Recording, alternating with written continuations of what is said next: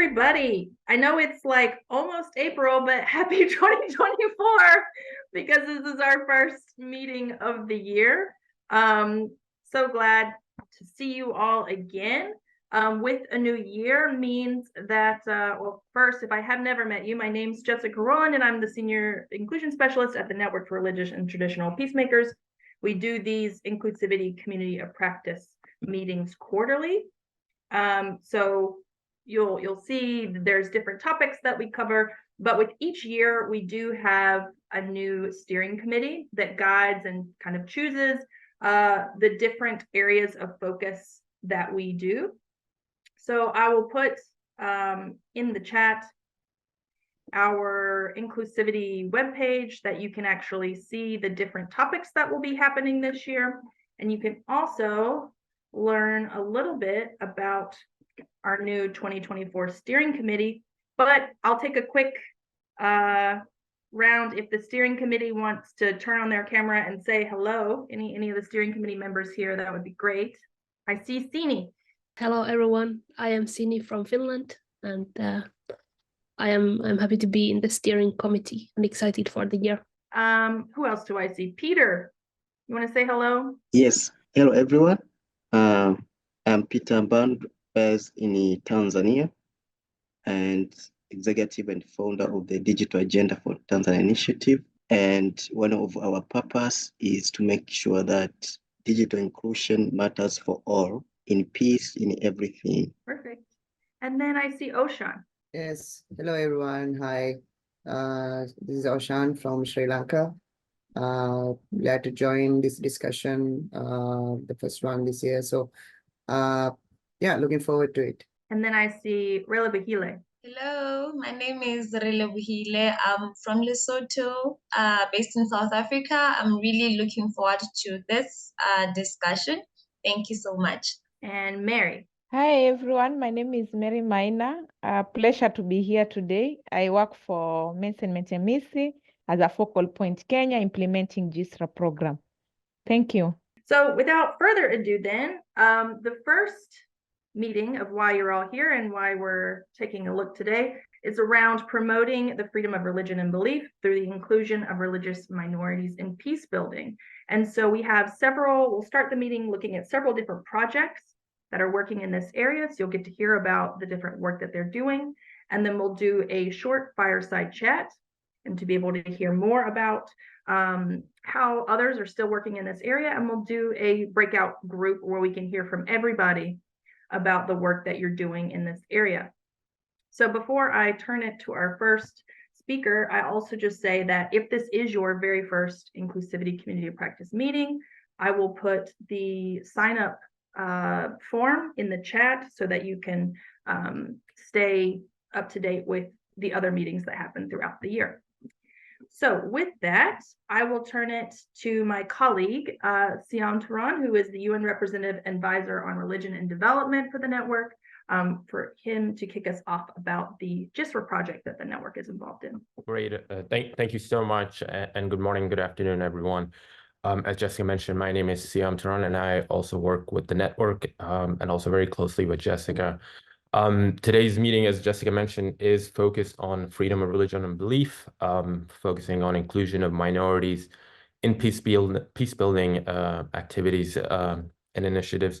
And one of the things that's very unique about this meeting is that it brings together the inclusivity community of practice and also the freedom of religion and belief community of practice, which is part of the GISRA project, which some of my colleagues will speak further, but I'll just briefly speak on the project itself, and then I'll pass it on to the other speakers to speak more specifically on these activities they're leading at the local level. The Joint Initiative for Strategic Religious Action, which stands for GISRA, is a partnership of 50 civil society organizations based in 7 countries: Ethiopia, Indonesia, Iraq, Kenya, Mali, Nigeria, and Uganda, with support of lobby and advocacy at Europe and in the US, where I'm based in New York. The program is coordinated by 5 international consortium members led by Mensen Metemisi, Tier Fund, Faith to Action, Search for Common Ground, and the Network for Religious and Traditional Peacemakers. with international support from the Dutch ministry, which funds the 5-year project. It started in 2020 and it will end in December of 2025. The basis of the program for JISRA is the conviction that FoRB, freedom of religion and belief, and interfaith dialogue are essential to the realization of peaceful and just societies. In addition, diverse religious actors, including women and youth, can play a pivotal role in the process in bringing change, and also bringing their voice to the different areas of work. This is why JISRA stimulates the positive forces within and between religious communities for peaceful and inclusive societies.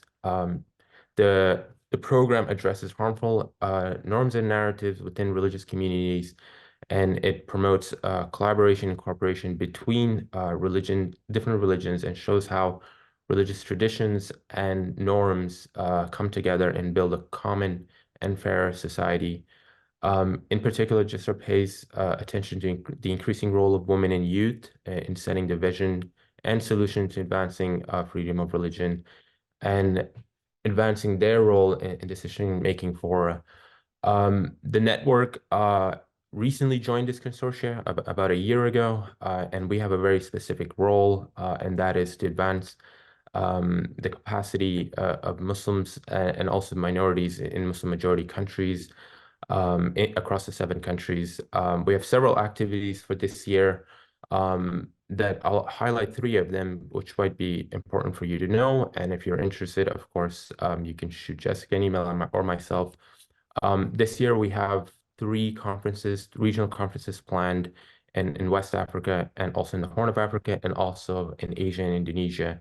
The first one we're working on organizing will be in Ethiopia in June, focusing on religious minorities in the region, particularly the Marrakesh Declaration, which it calls for the advancement of minorities' rights in Muslim majority countries.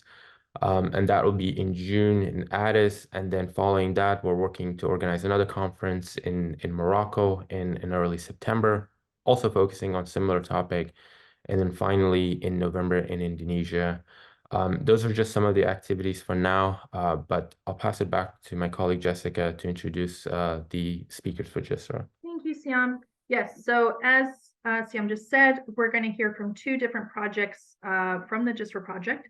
So the first is we're going to hear from the JISRA Mali Consortium Country Director, who's part of Search for Common Ground, Sultan Sebu, who's going to do a brief presentation. Yeah, thank you, Jessica, for giving me the floor. Good morning to all, good afternoon, good evening, according to the place you are located.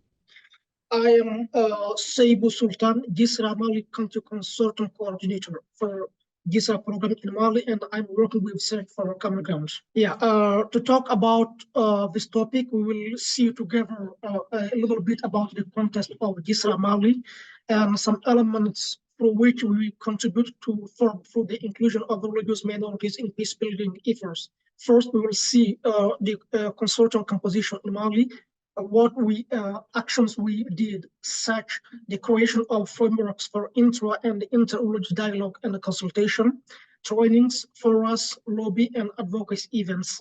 Some key changes we recorded in 2024, and also we will talk about some main challenges we registered. So Mali is a landlocked country situated in West Africa, and surrounded by 7 other African countries. We have a country composed of 95% of Muslims, 2.5% of Christians, 2.5% of traditional religions. Freedom of religion and beliefs in Mali is guaranteed by the Constitution. We have since 2023 a Minister for Religious Affairs, Worship and Customs in order to coordinate and strengthen the collaboration between the religious communities in Mali. We have continued terrorist threats and violent extremism activities in the country since 2022. We have a progressive legal contest on FoRB. The Constitution itself guarantees the freedom of religion. We have international treaties Mali approved, but we have a slow state of implementation regarding traditional beliefs. I mean, the progress legal aspect we have is really concerning the religious communities. I mean, Muslims, Christians, Catholic, and Protestants. But regarding to traditional beliefs, a lot of efforts remains to do. And we have also a bill on freedom of religious beliefs on the governance table for adoption.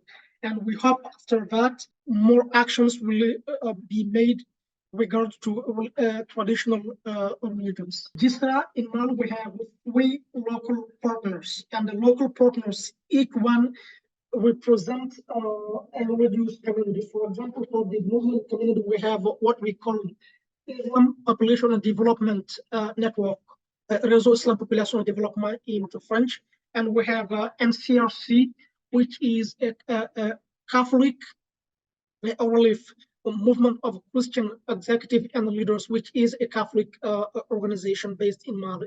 And we have Youth with a Mission, which is an evangelical relief based in Mali locally, and contribute to guarantee the participation and the inclusion of the evangelical community. And the project itself, GISRA, intervened in 5 regions in Mali. We implemented the project in 3 southern regions, Bamako and Ségou, and 1 region in the center, which is Mopti.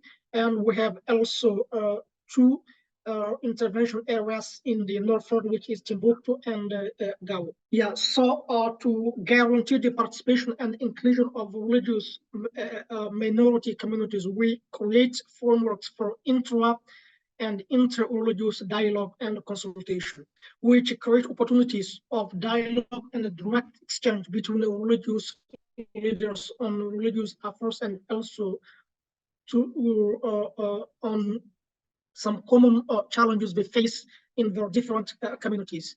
So they share goals and challenges regarding different religious agendas. Muslims, evangelicals, and also Catholics. So they organized joint activities for common interests, including all religious communities, some sanitation activities, blood donation activities, conferences, and also direct dialogue with community on the ground. So as a result of these activities, we continue to notice and witness reduce of mistrust and increase cooperation between representatives of religious communities and acceptance of others in spite of their religion, in order to promote peaceful coexistence between Muslims and Christians in Mali.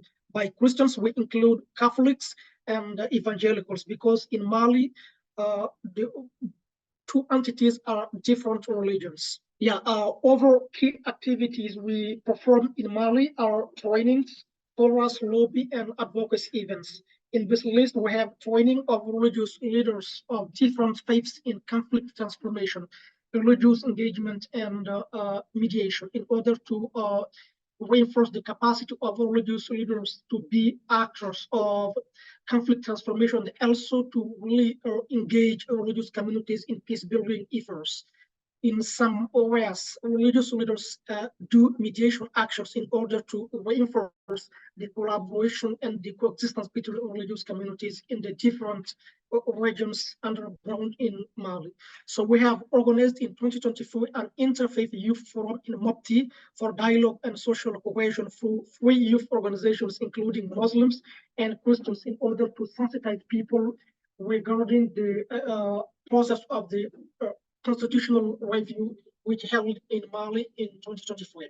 So we have also workshop to popularize national policy to prevent and combat violent extremism with the participation of the different faiths, in order to guarantee the inclusion of religious minorities and also Muslim leaders in these actions of the ministers for religious affairs, worship, and customs. And we have also interfaith forum on religious tolerance as a factor of social cohesion, gathering participants from religious communities, government, and civil society organizations. Each year, we register some key changes we witnessed and we expected, and some are unexpected outcome we harvested through a GISRA program in Mali.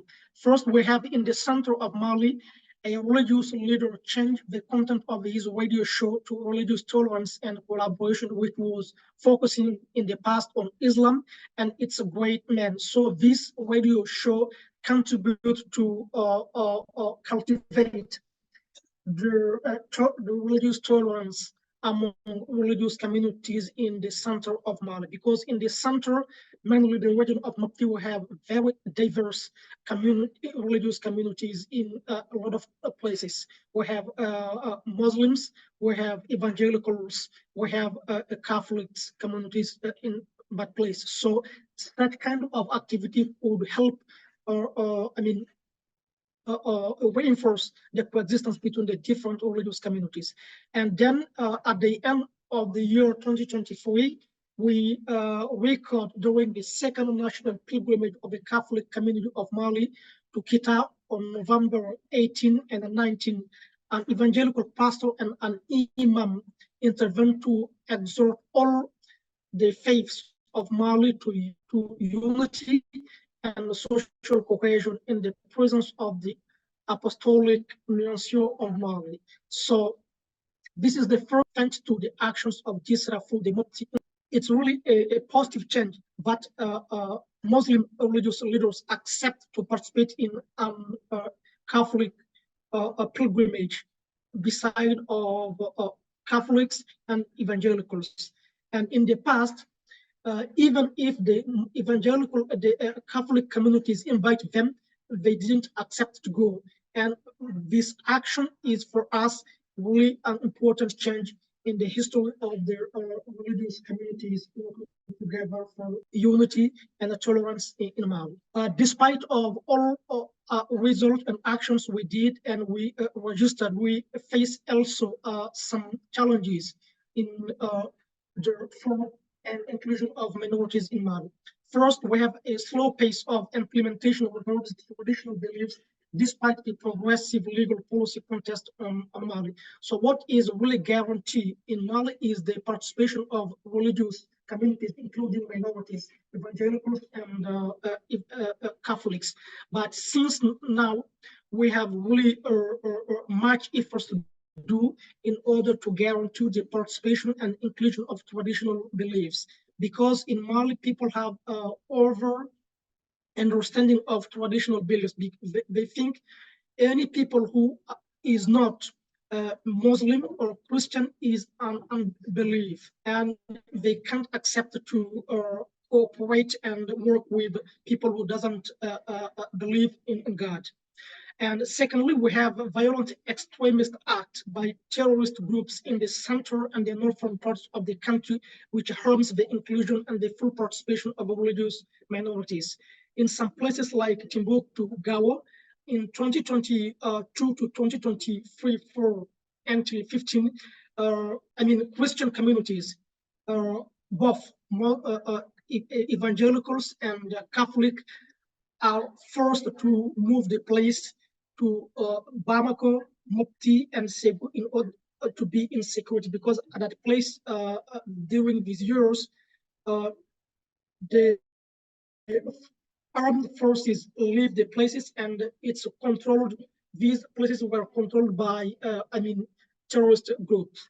And then we have also opposition of some Muslim religious leaders to the secular character of the state and the linkage of some religious polemics to secularism. We witnessed during the constitutional review that many Muslim religious leaders oppose to the secular character of the state in the new constitution.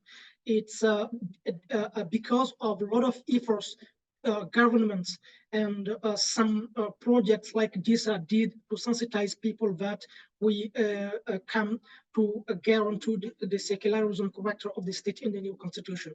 And then we have also a growing insecurity situation in the country, particularly in the central and the northern regions of the country, which will harm the full participation and inclusion of religious minorities. Because in the landmass of Mali, we have a concentration of at least 99 or 80% of Muslim communities in the northern parts, like Kidal, Menaka, Gao, and Timbuktu. So in these places, if Christian communities are really minorities in Mali, and they are very minority in these regions. So the insecurity is also a factor of, I mean, which will not permit the full inclusion and participation in these places. So here are some challenges we face during our work of promotion of FoRB and inclusion of minority through peace building efforts. Thank you, and I'm open to Q&A. Thank you, Sebu. Get out of this presentation on my screen here. All right. So we're going to wait and do questions at the end. So I'm going to turn it to our next presenters who are coming to just a project in Asia. So I'm going to turn it to Hining Parati and Irfan Amali, if they would like to. Hi, everyone. Good evening from Indonesia. Nice to meet you all. So me and Irfan Amali is from Indonesia, from Cisra, Indonesia.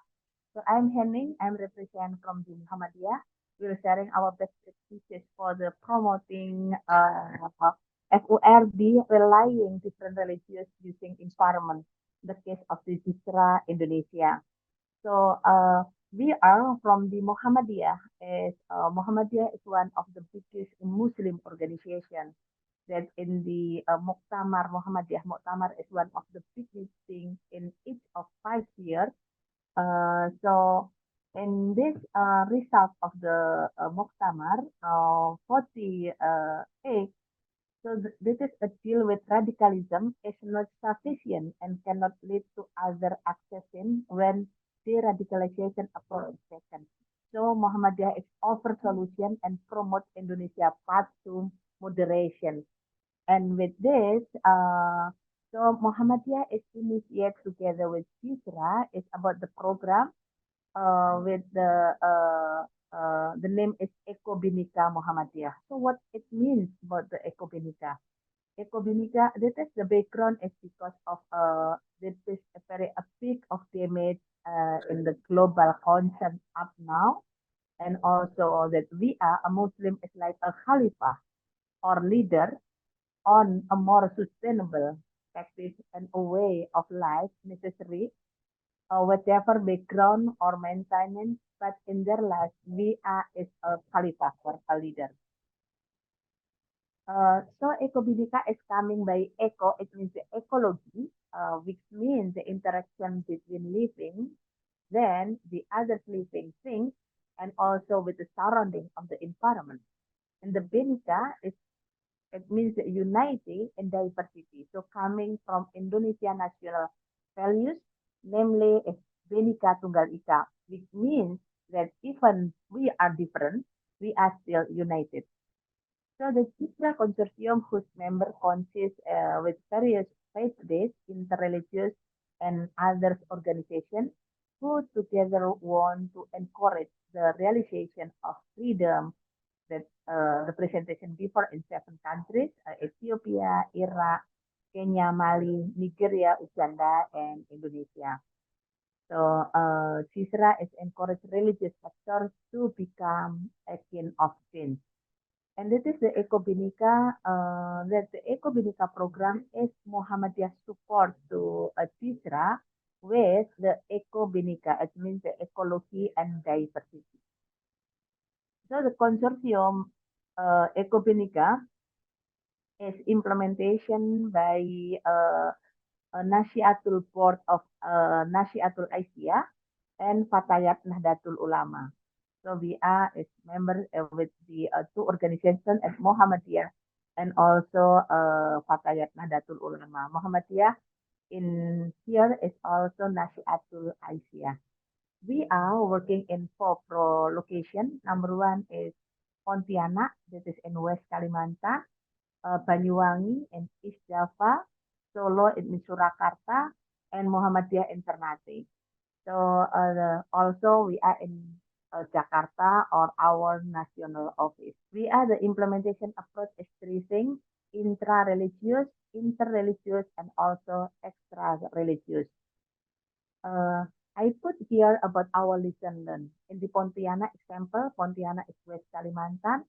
We are having a cycling with religious sites. So around 500 young generation is moving to plant trees and do cycling, visiting houses of worship, starting with symbolize Grand Mosque, and also the government is coming. The governor of the West Kalimantan is coming. That then we are going to the Protestant Christian churches, vihara, temples, and also Catholic churches. So we are bicycling together after planting trees between multi-faith in the Pontianak. We are also have the good things with the Eco Bhinneka Youth Camp that is in Singkawang City. Singkawang City is one of the best tolerance in Indonesia. So the Eco Bhinneka Youth Camp maintaining tolerance, caring for sustainability that attended by 29 interfaith youth and environmental activists in the Pontianak city. So in the Ternate, the example, so Ternate is interfaith youth pit cleaning action. That is not only one time, but many times. It's like per 2 weekly, working together with multi-faith in the pit cleaning action in the Ternate. And also the government is very support with the activities. Another this, so we have also smart campaign to manage plastic waste with internet youth, with interfaith youth and women in the Surakarta, Central Java. We are collaboration with the community exchange plastic waste for wearable clothes. So don't make it waste for clothes. So like the 25 participants from interfaith and disabled group collaborate with each other to making and creating campaign tools made from the plastic waste. Also, during the car free day, several truck craft items that have been made can be exchanged for clothes that's suitable for use. In Banyuwangi, we have the interfaith student visit for clean in the river. That is the activities is from the Gen Z, pioneer of the importance of the protecting the environment, that they can minimize the use of plastic and keeping river clean. So they also have interfaith student exchange that the student exchange be held at the Muhammadiyah High School and also bring together multi-faith students from a multi-faith coming to the Muhammadiyah High School. We have the community group. In each of the location, we have the community group. The name is Friends, or we call Sahabat. The Pontianak, the name is Seka. It means Sahabat Eco Bhinneka. In Solo, we have Sederek Muda Eco Bhinneka. In Ternate, we have Partner of Eco Bhinneka. And the Banyuwangi, we have Among. That is Anak Muda Eco Bhinneka Blambangan. From this, in the national, we have collaboration with the Asoka Foundation with 70 religious leaders for faith communities from many religions. And this is like a TOT from multi-faith. And after this, is working together in the field. So we have 70 religious actors from the multi-faith and from the VC. VC is faith inspiring change making initiative. And we also many activities like seminar, exhibition. About the activities, we have also books and modules. We have also like a spiritual change maker training, and we have active in the website, social media, and also Instagram. The lesson we have all listen. Number one is socialization of the harmony and environmental program ideas to build mutual understanding between many religions. So number two is finding the right resources, because the next process is to find right resources and it is not easy to find people who can be concerned about two issues. Moreover, we need to combine into one vision to moving together in the group. And number 3 lesson learned is increase the capacity from the specific stakeholder. And number 4 is ask for the blessing and involve Muhammadiyah in the local and regional board. And 5, and the last extension for the other networks from the outside Muhammadiyah to Muhammadiyah. And the last is support from other groups and the government to manifest it in the form to join our activities. Thank you. So I will invite Bang Irfan Amali. Please, time for you. Thank you so much, everyone. Okay, thank you, Maning. Hello, everybody. I'm Irfan Amali. I'm Executive Director of Peace Generation Indonesia. Peace Generation Indonesia is one of the member implementing partner of JISRA in Indonesia, and we work in West Java. So West Java is one of the biggest population in Indonesia. So politically and ideologically, it's very influential in West Java. So this is very strategic intervention in Indonesia. So allow me to share my slide. So our program is basically our intervention is to promote peace through the creative teaching and learning in almost 10 schools in West Java, actually in 4 cities in West Java, Bandung and Greater Bandung, Cimahi and District Bandung. So I will start from this signs. So this is in Indonesia, but I will try to translate. This is the sign from the government who this is kegiatan yang dihentikan disegel. So the activity in this area is banned, because Jemaah Ahmadiyah considered as the sesat, astray, astray groups. So consider it's not aligned with the Islamic majority values. So the Muslim community consider them. Maybe it's happened also in Pakistan, in India, in some places. But in Indonesia, this is the action from the government. So from this picture, we can see how government, who's supposed to guarantee the freedom of religion, rather they become part of the intolerance. And if we see, this is the survey done by Setara Institute. Setara Institute always make the survey every year, I think, to measure the cities, the government in the provinces level, how they support the tolerance or intolerance policy.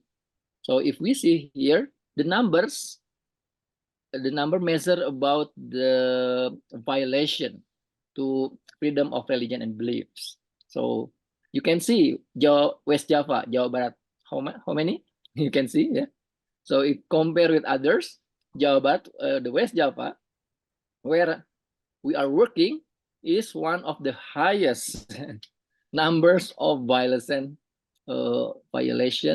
in the FoRB. So it's very challenging, you see.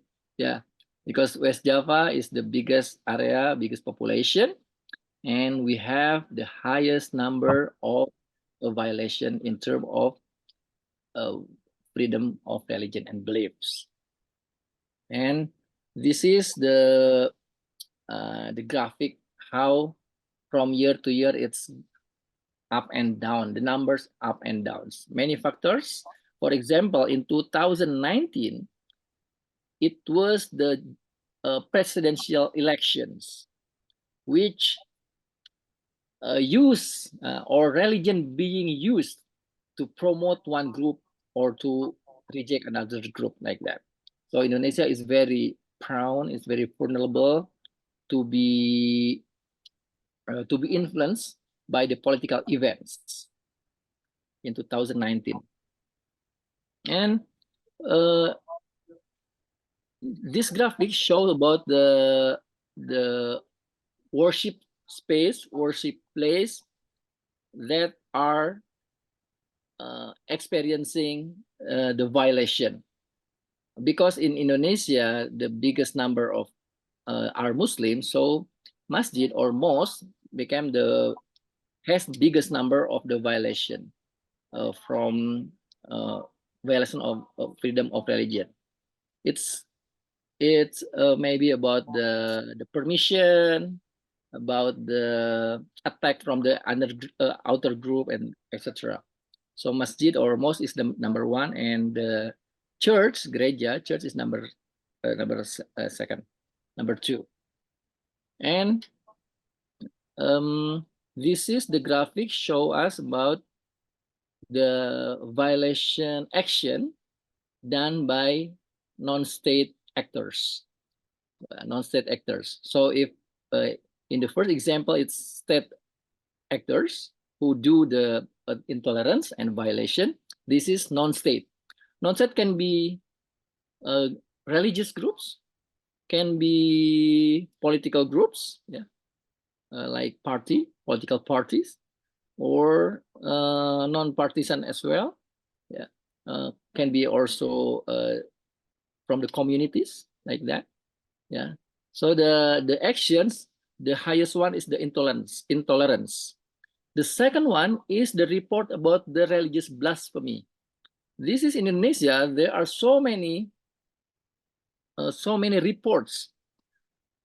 Even though some of the political actors in Indonesia who used to be governor, he was reported by the report of the blasphemy, and he was failed in the election because these actions. So this is big issues in Indonesia. And the third one is about the rejection of building the worship space. So this is a lot of cases in Indonesia. Some communities reject about reject the building of the religious worships. So this is about the permission, and there is also destruction and hate speech, etc. So this is some types of a violation of FoRB. In terms of about violent extremism, as mentioned as well by Mali friends who mentioned about in Mali as well, there are some violent extremism issues. In Indonesia, we had these issues maybe for the last 5 years. This is the new thing in Indonesia, but now it's getting better because maybe the ISIS has been disappeared. Yeah. But in that era, maybe like 3 years ago, Indonesia has, according to this graphic, has the aspiration 4% of the population who support. And according to data in Indonesia, almost 1,000 people join ISIS, and some of them mostly still there. And Indonesia now is considering to accept the returnees. They are going to back to Indonesia. And now we are discussing about it, how we accept and how we prepare a community to accept them. So this is also the problem. And other problem is actually there was the survey done by Lembaga Survei Indonesia, Indonesian survey bodies. It's just recent, like 2 years ago. Maybe this is the most recent survey. It's about the contact theory. So according to this survey, less than 15% of Indonesian population has meaningful contact. So it means more than 80% of Indonesian people has no meaningful contact with other people from other religions. While according to contact theory, prejudice and violence can be reduced by contact. So this is the two conditions. If you have the good contact between different community, you have peaceful societies. But if you have a lack of contact, you are in bad situation. And Indonesia has only less than 15% of population has meaningful contact. So this is the problem that we are addressing now. How to bring people from different religion, different group to have the meaningful contact, so they will reduce prejudice, so they will reduce conflict, and will reduce the violence and intolerance. This is the theory. And yeah, if we see how the violence going on is about the actually people used to have the one aspiration, we are one, but when fanatism is injected to them, so there is the segregation. So you are the best, you are worse than us, and the next step is about the stereotype, and they build the wall, and people just has the assumption of other people because they cannot see. And after stereotyping, there is labeling, and after labeling, if there is the trigger of conflict, the violent conflict will occur. So what we do in our program, basically, our program is how to break down the walls, down the walls, so two communities can communicate, and they will have safe space to have a dialogue. So we teach the teachers about the basic value of peace, and the teacher teach their students about the basic value of peace, and we give them experience to implement the values of peace, and they will learn one each other. For example, this group, actually, this consists of two schools from different religion, one from Muhammadiyah Muslim and one from the Christian. Most of them, they have no experience contact with people from other religions. So it validates the survey done by LSI that less than 15% in Indonesia people have the meaningful contact. What happened after they meet the meeting? They mostly have the experience how to break down the prejudices. So they used to have like Muslim like this, and Christian like this. But after they learned a basic value of peace and they implement, so they will break the prejudice. And this is as well the program. So also we engage some young people from different religion to solve the problem. So in our interfaith and intrafaith dialogue, so we are not discussing about religion, but we are discussing and addressing the common problem. For example, in this picture, people from different groups of religion, they are Muslim, but in Muslim there are so many groups, and they have prejudice one each other, and some minorities being discriminated, and they sit together to see the problem, what is the problem, and they found that the problem is about the clean water and how they use clean water in the worship space in mosque, in the masjid, and they have research together, and they develop the board game. They develop board game as the tools how to educate other people to aware about the problem and to have the contribution to contribute in the solution. So after the program, we found that so many people they have the understanding about the decrease of the prejudice. They experience the decrease of the prejudice. So meruntuhkan prasangka. So meruntuhkan prasangka is the break the prejudices. Most of them experience the break of prejudice. And also we use several interactive media because we engage youth mostly in the urban area. urban area. So we use games. We use a digital experience. For example, in this picture, it's about the exhibition using the immersive digital. Yeah, so they will learn only within 2 hours from the start, learning the problem, seeing the solution, and experience the solution. They will have the better understanding about the issues. For example, they use the virtual reality to learn about. Actually, this virtual reality, they have the journey from mosque to church, yeah, because some of Muslim, they don't feel comfortable. They are not comfortable to enter a church or other religious worship place because ideology reason. And using the virtual reality, they can enter any worship space without any hesitance. And also we use the board game. We use board game. And when we bring people from different religion, either from interfaith or intrafaith, board game is the most engaging medium that we found. So we can invite some people in one table and we start play board game. Actually, this board game designed as collaborative board game, not competitive board game. So by playing board game, they learn about the critical thinking, fact checking, and how to collaborate with others to gain the common purposes.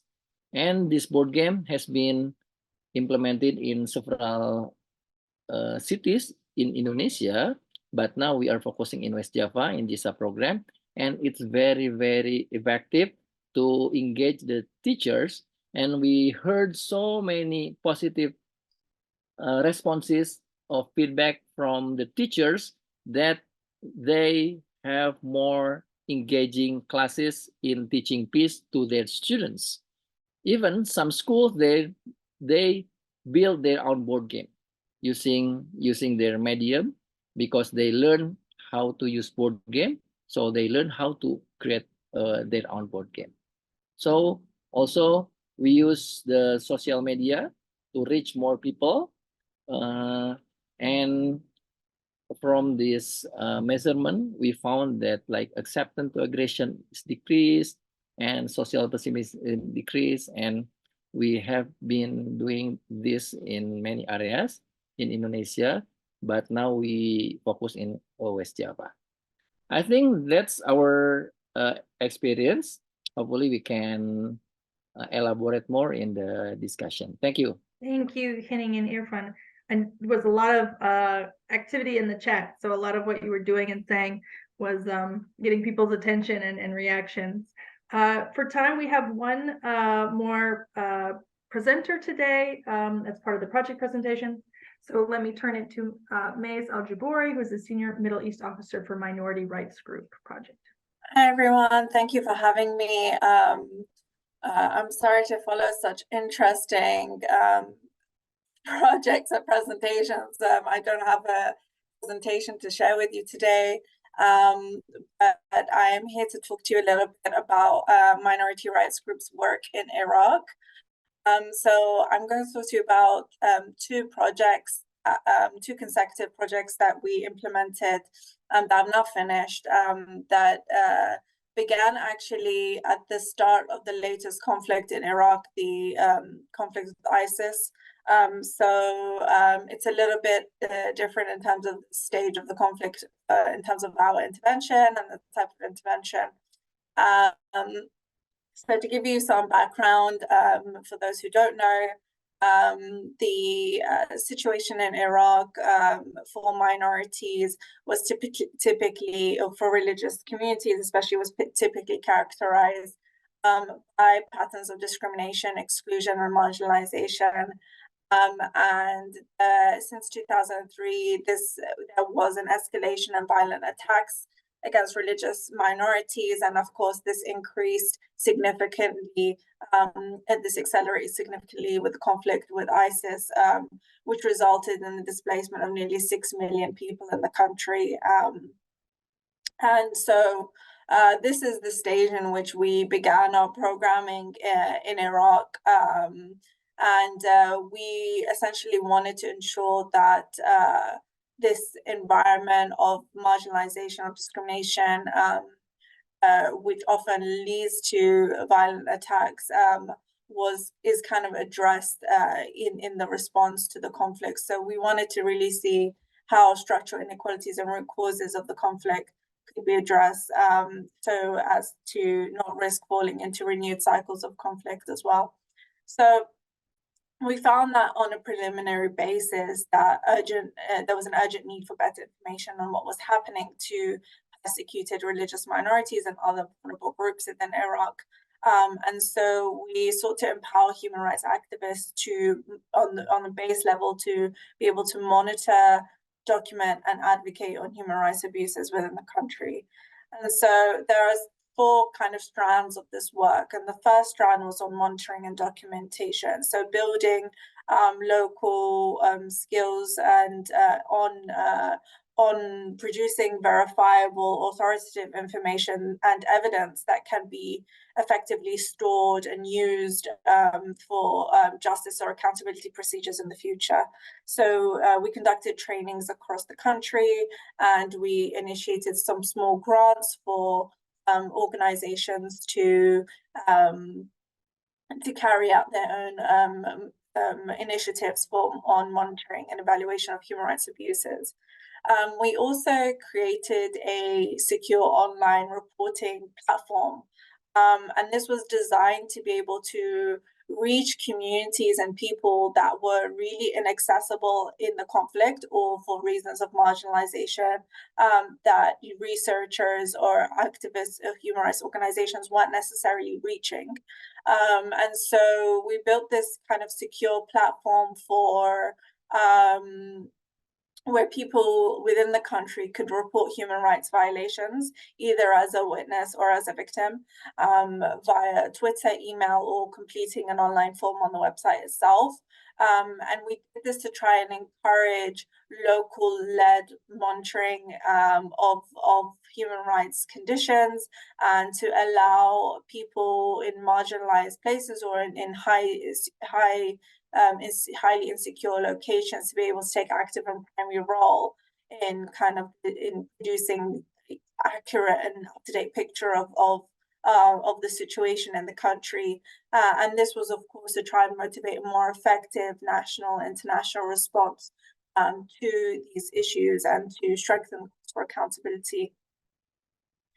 The second element of the work was on information production. So we wanted to essentially center minority experiences in reporting as the conflict was evolving and we were going from different stages of the conflict. We wanted to ensure that there was definitely an inclusion of minorities in emergency response or transitional justice efforts. And this meant we needed to ensure there was enough information being produced on the situation of minorities. And so we produced over the course of the 2 projects 12 publications, which covered various issues to do with strengthening, for example, reparation mechanisms or compensation mechanisms, or a series of reports on how to alleviate the situation of the humanitarian crisis and making recommendations on how to alleviate that specifically for targeted groups and prevent future human rights abuses. We assessed and made proposals on justice, reconciliation, and asylum issues, and on political settlements for religious minority areas and territories, and on issues of accountability, peace building, and reconciliation. And then, of course, we use this information with stakeholders to try and implement some kind of changes or commitments towards persecuted communities such as religious minorities. And, so an example of this, for example, we held a conference at the European Parliament with the participation of MEPs and the government of Iraq and the regional Kurdish government, as well as minority representatives, and used our findings to have discussion, and we drew up a memorandum of understanding, which was on accountability, which was signed by all the political representatives at the conference. And so this is an example of how we tried to use our information. We also produced 2 documentaries, and one was on the conditions of displacement, and the second was on the challenges of return and reconciliation. We screen these in film festivals, but we also use these to have conversations with key stakeholders, including donors and international organizations that were building initiatives around reconciliation. And we wanted to share the kind of realities and challenges and intricacies of the context there for the communities that we were working with. Our third strand was actually on advocacy, and so yes, what I just mentioned is a form of advocacy, but we also wanted to build a local capacity to take local advocacy as well. So we had trainings on that and grants for local advocacy projects for human rights organizations to be able to influence provincial policymakers or influence some change on a local or provincial level. And then we had international advocacy, where we were working with our partners to produce submissions to UN bodies and procedures and ensure minority representation at international fora. So that involved a lot of advocacy missions, bringing religious and ethnic minorities from the country to places like the UN, where they would participate in lobbying or advocacy with bodies or individuals or delegations. Then lastly, sorry, I've run a little bit over time. Our last strand was on protecting advocate activists themselves within the country, given the highly insecure context that we were working in. We established these protection mechanisms to ensure that human rights defenders could securely undertake the work they needed to do. And this included establishing emergency grants for activists that were under threat or were under hardship, as well as their family, as well as grants for their families. And we established a legal aid network across the country to take on cases for, again, for human rights defenders experiencing threat or hardship. We had like a significant number of cases that benefit from improvement of outcome in their cases. Issues such as suspension of penalty for juvenile offenders, or charges being dropped, or protection from threats and harassment, things like that. So those are the strands of our 2 projects, and I'm happy to answer any questions. Thank you, Maze, and thank you to all of the project presenters. As I said in the chat, I'll be sharing, we do a website readout summary from today's meeting. We'll include those presentations in the email readout. Because of being behind time by a lot, if you have specific questions for any of the presenters, if you could post them in the chat, and then if I could ask the presenters to try to respond in the chat, so that we can go ahead and move on to the fireside chat. So I'm going to turn it over to our moderator, Victor Chimzezi, who is the founder and team leader of Mind Reformers Network, and he can introduce our panelists. Over to you, Victor. Oh, sorry, 3 panelists. Abdelaziz Anta from Atalaki, the communications manager for Atalaki. We also have Mary Maina, the Kenya focal point for Mensenment in Nisi, and then Aishik Alabin, the CEO of Serving Humanity Foundation. You're all welcome. I want to believe they are in here with us. We are looking at how we can promote the freedom of religious minority group in peace building. And we'll start with Mary Maina. From your work, because of time, we'll merge it with just saying a brief introduction of yourself, like a short sentence, and then you'll tell us how you have been promoting the inclusion of religious minorities in your work. Over to you, Mary. My name is Mary Maina. I work for that is Mensen Meten Misi, Focal Point Kenya. We are also implementing the GISTRA program. I think a lot have been shared from Mali, Indonesia, and even the CM presentation has captured most of the work that we are doing as GISTRA. Just to give an overview of the Kenyan context, is that we are also working to promote through use of the three pathway, that is the inter, and the extra pathway, that is helping each religion to feel to be part of the conversation.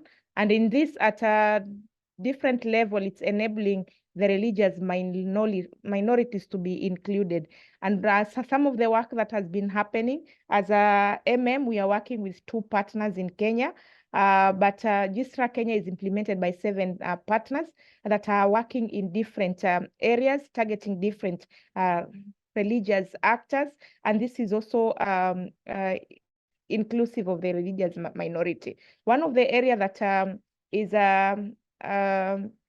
of interest is the raising awareness about importance of the religious diversity and how bringing each voice of different religious actor on the table is of importance. We have partners like Search for Common Ground in Kenya that are working with together with a course interfaith Council of Clerics that are working closely with African traditional religious leaders, helping them to advocate and raise their voices in protection of their religious places, because in Kenya, those are some of the minority religious leaders, where sometimes their voices is not heard, but they are, through GISTRA program, they are getting a space and an opportunity to see how best their voices can be amplified, and they can also be supported through advocacy. There's also fostering interfaith dialogue that I've had it being mentioned in elaborate from Mali. That's the same thing that is happening here, how we can bring all the voices on the table, bringing also the new frontiers in the conversation on how some of the upcoming that are not either from the mainstream religion being incorporated in this conversation, and also having a space in the discussion around freedom of religion and belief. Also, there has been lobbying and advocacy sessions that are done within Kenyan GISTRA context. And one of the key examples is on the issues of the intersex advocacy. The government has been working on the intersex bill. The government of Kenya is working on the intersex bill, and in this intersex bill, it's providing an opportunity for the religious leaders to just understand the spaces that religious leaders can have in ensuring that the voices of the intersex persons is heard and is represented on the table. Thank you, Victor. Thank you. Yeah, thank you so much. We'll go to Abdelaziz Anta. Sorry, I found out that I wasn't so audible the last time. We'll go to Abdelaziz Anta. Just a brief introduction of what you do, how you the minority group in your work. Abdelaziz, over to you. Hello, everyone. My name is Abdelaziz Antar. I'm the community manager of Atalaqi. I'm also the national coordinator in a project with MRG called MAX, short for Minorities Accountability and Civic Space in Tunisia. Sorry, I couldn't hear you after the introduction, but I assume that you want me to answer the first question. So in our work towards fostering peace and inclusion, promoting the inclusion of religious minorities has been a cornerstone of our efforts. We recognize the significance of religious diversity in Tunisia and the importance of ensuring that religious minorities are not marginalized, but actively engaged in the peace-building process. Our initiatives in Tunisia aim to empower a diverse range of youth, including religious minorities, by enhancing their abilities and advocacy efforts through trainings and capacity building programs. We also acknowledge the vital role of religious authorities in promoting peace and tolerance and actively engage them in our process to enhance resilience against extremism and hate speech.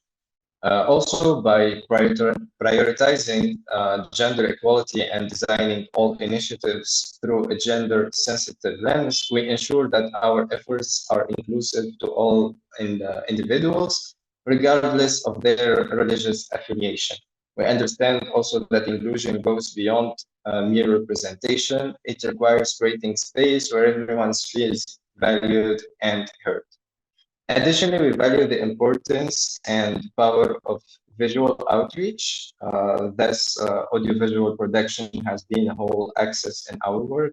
We create documentaries and interviews, as well as filming religious sites, all within the goal of promoting religious diversity and the principles of coexistence. Furthermore, through our collaborative efforts with local civil society organizations and partnerships with religious authorities, we have created the very first consortium in Tunisia that encompasses various religious leaders from different religions and sects who signed the first Charter of Peace in Tunisia, for whom you can see it's literally behind me, and it's also in our website. If I can drop our website in the chat box, Jessica. Also, oh yeah, sorry. So this Charter of Peace was the outcome of years of hard work and roundtable with religious actors, basically promoting interfaith dialogue. Also, international advocacy missions are also main axis within the framework of Atalaqi's work. It's actually worth mentioning that Atalaqi is the only organization in Tunisia that work exclusively on religious freedom and have a direct contact and relationship with religious minorities in Tunisia. So we believe that by promoting the inclusion of religious minorities, we can build a more resilient and cohesive society where everyone has the opportunity to thrive. Thank you. Thank you so much, Anta. Next, we'll go to Alabin. We'll try to make it a bit fast, just like 2 minutes. How you are including religious minorities groups in your work. Alabin, if you are there, please, you have the floor. Yeah, okay. There are limited time, so I'm going to summarize the work that we have been done for the minorities in Sri Lanka.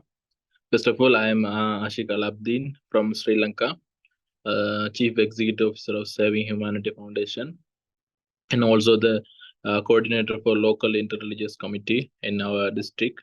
So we have done so far, we have working for the peace building and the religious freedom for the minority people in Sri Lanka with the support of the National Peace Council of Sri Lanka from 2020. We have awarded a program Action for Religious Coexistence, and it's contains of committee of local interreligious committee. It consists of different kind of people, ethnic, multi-ethnic people from you know the situation in Sri Lanka, the most majority people are Buddhism and the minority people are Hindus, Muslims, and also the Christianity. So we all together made a committee of interreligious committee. So we have provided them the capacitation workshops under the topic of rule of law, pluralism, mediation, conflict management, conflict transformation, and also we have provided some field visits, exposure visit to them, and we are capacitating them to fight against the racism and the other 10 situation. So these are the work we have done so far, and also we have awarded a program, a network for religious traditional peacemakers, and that was interfaith dialogue between the women religious leaders in Sri Lanka. After that, the challenges are that we need to improve this work. The problem is we don't have enough fund, like a fund, and also the work is not continuously done. So if we awarded some grant, small grant, we will done this kind of activities. But normally we don't have enough capacity to provide this kind of training or capacitate the people. So there is a funding or the support from the donors, we can manage and we can implement so many programs in here in Sri Lanka. You know, there was a civil war in 2000, and we wind up, and there's a lots of problem in among the people of minority. So if we want to solve the problem or issue, or the mitigate the problem, we want to continuously doing some this kind of program according to the religious freedom and peace building or the reconciliation activities. Recently also we have faced Easter attack, something. So this kind of some minor issues are happening in the country. So minority people affected many.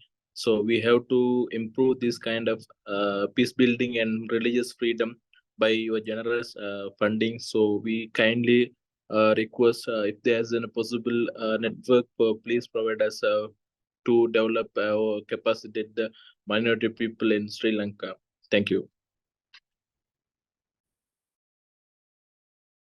Thank you so much, Alabin. So we'll start from you. We want to know, you were talking about funding.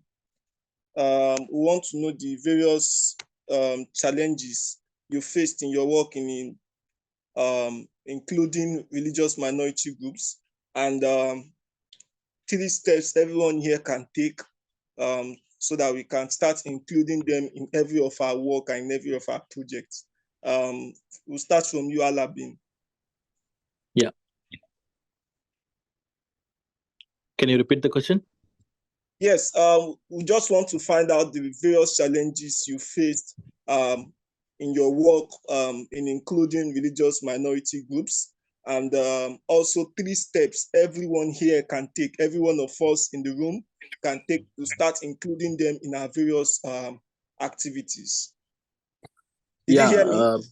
Yeah. Basically, the challenges that we faced when we are implementing the peace building of program, the main thing is the Sri Lankan constitution says that the Buddhism is the prioritized. The first place goes to Buddhism.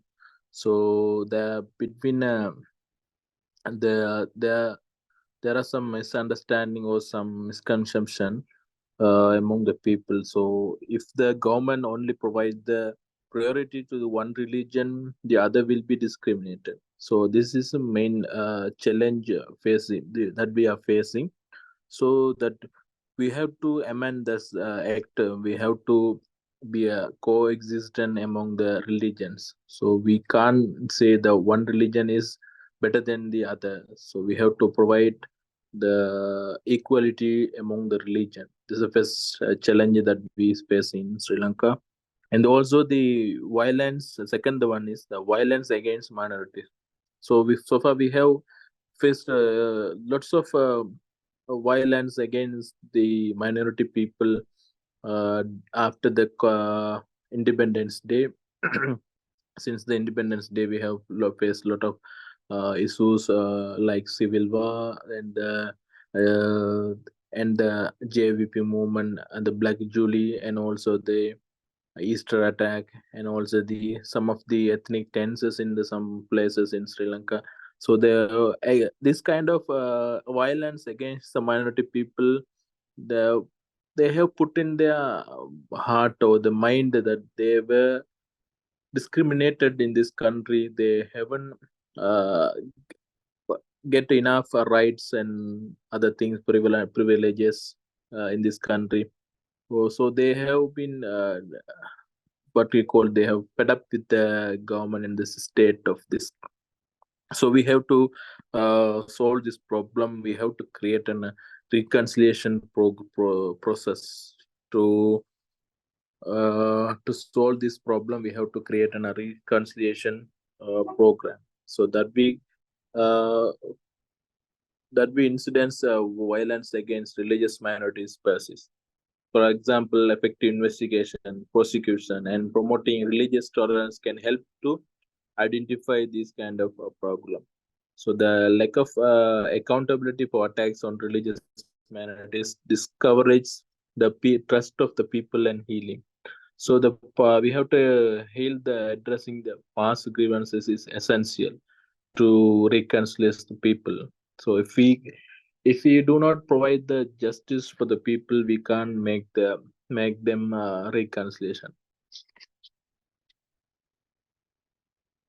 Thank you so much, Alabdin. You spoke about looking at how to promote religious tolerance in our work, and also reaching out to them and also getting them involved. Thank you so much. Hopeful that every one of us will take this back to our respective teams and organizations that we work with, and get other religious groups which might have been neglected in our various countries included, so we can have more inclusive peace building across the world. Thank you so much, Alabdin.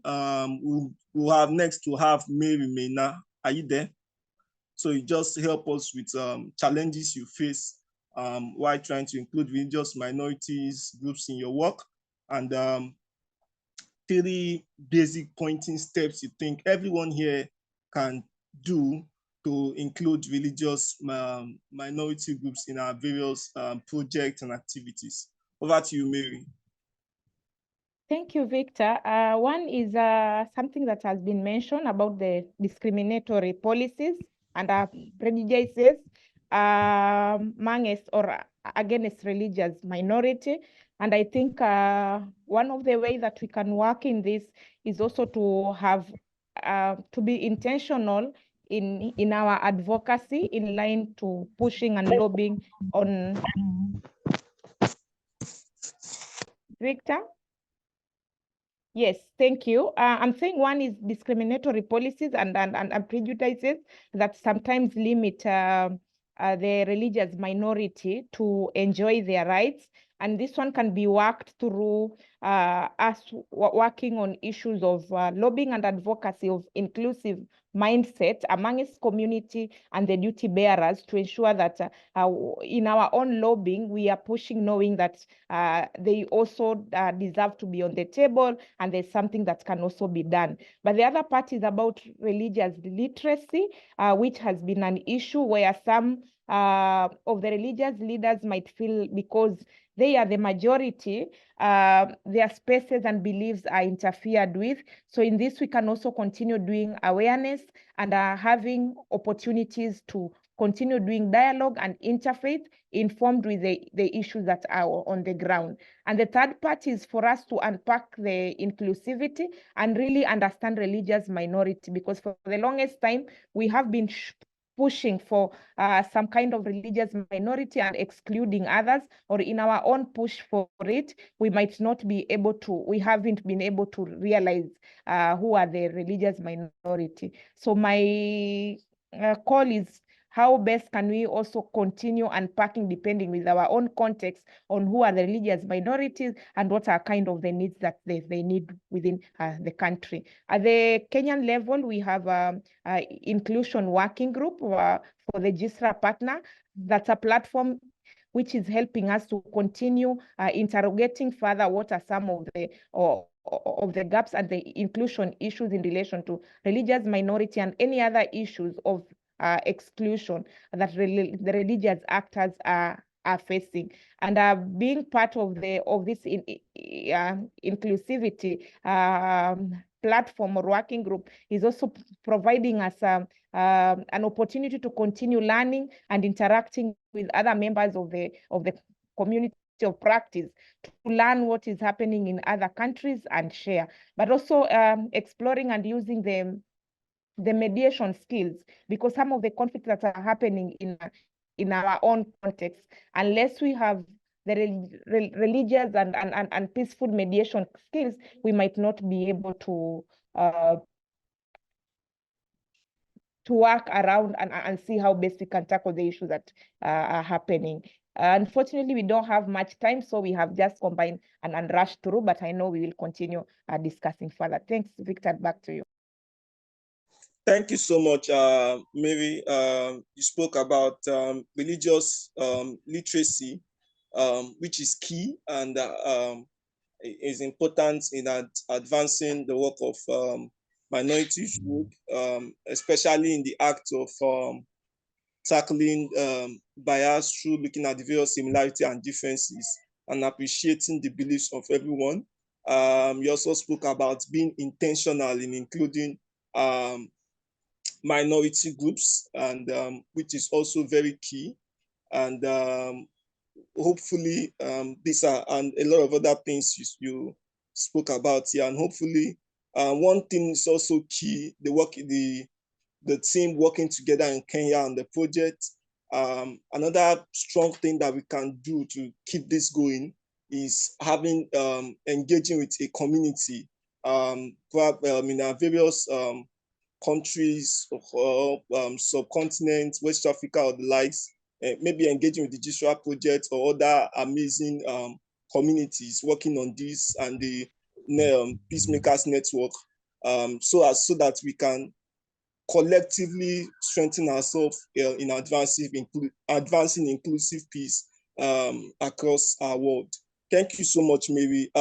Next, we have Anta. You have the floor. Thank you so much. Hello again.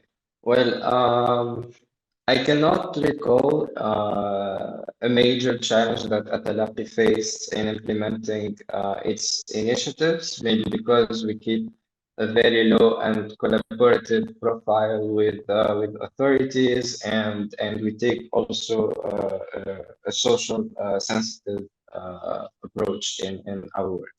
But prior to this discussion, I tried to break down our approach into the main 3 points requested.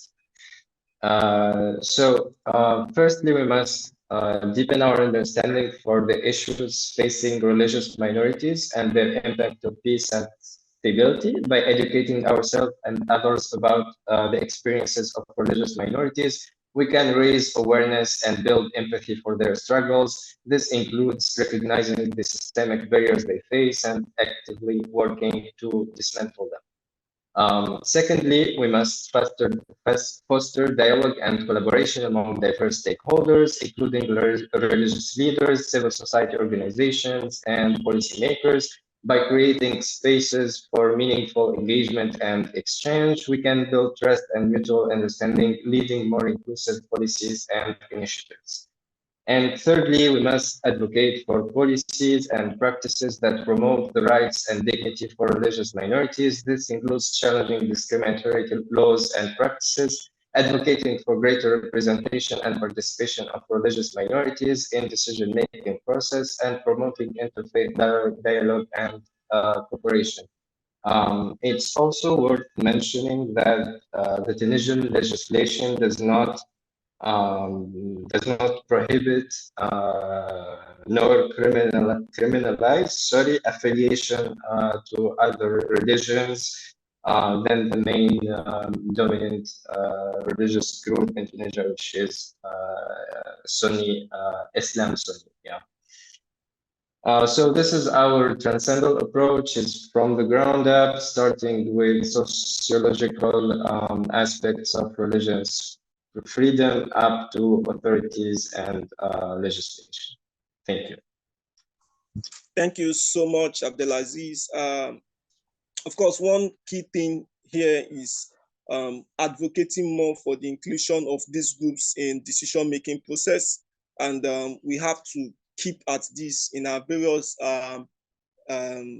countries, subcontinents and continents, check out for where they have been excluded and be the voice for the voiceless, keep advocating for their inclusion in peace building, in decision-making process, and making sure that their voices are heard, and also policy making, advocacy, intentional engagement of every one of them.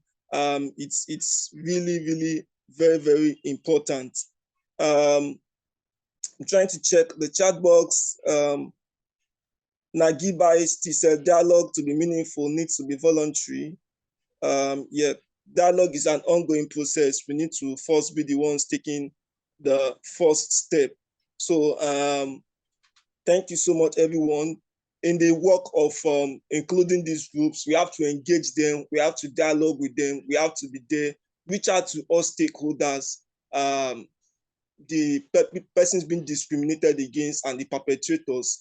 The root causes we see with every form of discrimination comes from bias, which rises to acts of prejudice. And in our work, we should seek out to cancel out this bias or reduce its manifestation through engaging groups. Of course, just like what one of the GISRA team reps said, contact theory, engaging them, let them interact with each other, look at the similarities between the different beliefs and the differences, which will help us appreciate each other. Thank you so much, everyone, for listening, and for all our panelists on the Fireside Chat panel. I hope we've all learned a lot. I think it's the end of the Fireside Chat panel from here. Thank you so much. I hand over to the host. Thank you, Victor. Yes, and thank you for moderating and for the panelists. If you have any questions for them you want to put in the chat, feel free. We are going to jump into our breakout group discussion. So you're going to have facilitators in each room, but there are 2 questions that I just posed in the chat, which they will also have and can put in your groups. But really to hear from you for the next 15 minutes on how you're advancing the work of freedom of religion and belief in peace building, and also, what's still needed to address these challenges that we've been raising in this area of work. So I'm going to open the breakout groups now for you to be able to join. So see you on the other side.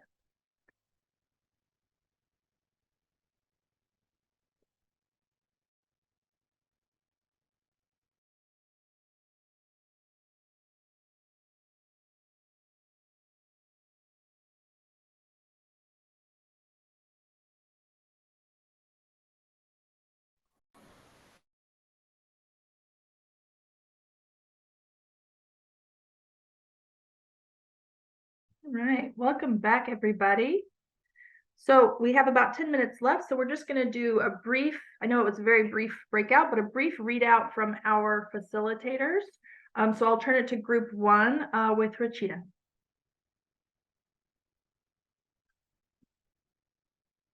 Thank you so much. It was a really fruitful interaction, although we hadn't much time to go yet to the second question, but I will dive you into the first question. Many at the beginning have been talking about the inclusivity aspect, which is really important, yet sometimes we fail at really including as many people I would say the target that we're looking for. If I take you to our colleague from Indonesia shared like, we should encourage and involve interfaith youth and women in all activities, because we know that the young generation is the asset of the future, and meeting up with them would create spaces for dialogue. Taking you to a colleague from Cameroon who highlighted that we should practice the culture of inclusion.